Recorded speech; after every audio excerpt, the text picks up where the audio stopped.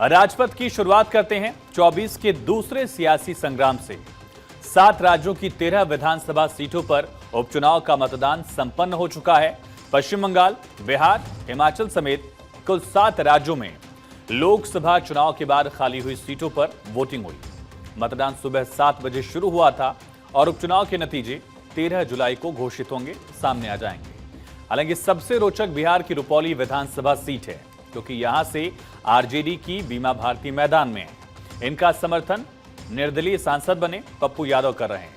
लोकसभा चुनाव के दौरान महज कुछ ही हफ्ते पहले बीमा भारती और पप्पू यादव पूर्णिया लोकसभा सीट पर एक दूसरे के खिलाफ चुनाव लड़े थे और इस चुनाव में निर्दलीय पप्पू यादव ने बाजी मार ली थी और बीमा भारती को यहां शिकस्त झेलनी पड़ी थी।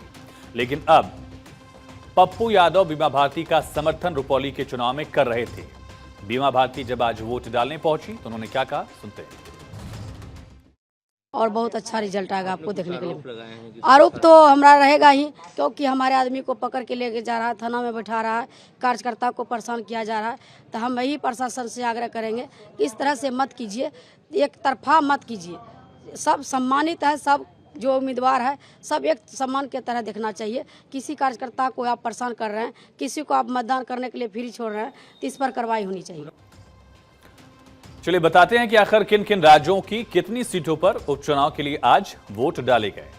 उपचुनाव का किंग कौन? दरअसल 7 राज्य 13 सीटें थी। इसमें हिमाचल प्रदेश की 3 सीट, पश्चिम बंगाल में 4 विधानसभा सीटों पर उपचुनाव, उत्तराखंड की 2 सीटें, मध्य प्रदेश, बिहार की 1-1 सीट और पंजाब, तमिलनाडु में भी 1-1 सीट पर आज उपचुनाव के दौरान विधानसभा उपचुनाव के लिए वोटिंग हुई। जिन 13 सीटों पर मतदान हुआ उनमें सबसे ज्यादा 3 सीटें बीजेपी और 3 सीटें निर्दलियों के पास थी, जबकि कांग्रेस के पास 2 सीटें थीं। अब बताते हैं कि किन किन सीटों पर उपचुनाव हो रहे हैं, सीटों का नाम क्या है, किन राज्यों में है ये और उपचुनाव का आखिर कारण क्या है। शुरू करते हैं पश्चिम बंगाल से। रायगंज सीट से विधायक सांसद बने, इस्तीफा हुआ और सीट खाली हुई। बंगाल की रानाघाट सीट पर भी यही रहा, इस्तीफे की वजह से सीट खाली हुई और बागदा से भी विधायक के सांसद बन जाने की वजह से सीट खाली हो गई थी।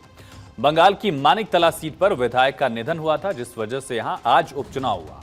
हिमाचल प्रदेश में देहरा में इस्तीफा हुआ, हमीरपुर में इस्तीफा और नालागढ़, ये 3 सीटें ऐसी थी जहां के विधायकों ने इस्तीफा दे दिया था, जिस वजह से आज उपचुनाव को लेकर मतदान हुआ। उत्तराखंड में बद्रीनाथ सीट पर भी इस्तीफा हुआ था और मंगलौर में विधायक का निधन हो जाने की वजह से सीट खाली हुई। आज दोनों सीटों पर उत्तराखंड में भी मतदान हुआ।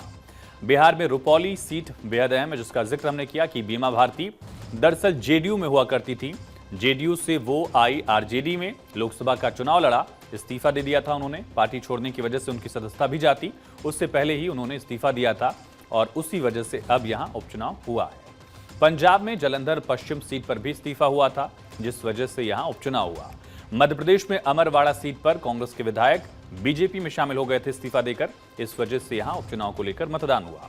और तमिलनाडु की विक्रमवंडी सीट पर विधायक के निधन की वजह से सीट खाली थी, वैकेंट थी। आज उपचुनाव को लेकर मतदान हुआ।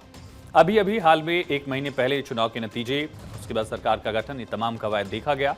इसी साल महाराष्ट्र, हरियाणा और झारखंड में विधानसभा के चुनाव भी हैं और ऐसे में इन उपचुनाव को विधानसभा चुनाव का सेमीफाइनल भी कहा जा सकता है। आम चुनाव में अच्छा प्रदर्शन करने के बाद विपक्ष के हौसले बुलंद हैं, लेकिन बीजेपी, जेडीयू का क्या कुछ कहना है उपचुनाव को लेकर, ये भी सुनते हैं। जिस तरह से चुनाव, क्योंकि एक ही विधानसभा का चुनाव है हरिद्वार जिले में और भारी संख्या में कार्यकर्ता वहां पर हमारे लगे हैं, तो हमको इस बार ये दिखाई देता है कि मंगलौर का इतिहास इस बार बदलेगा और भारतीय जनता पार्टी वहां पर जीतेगी।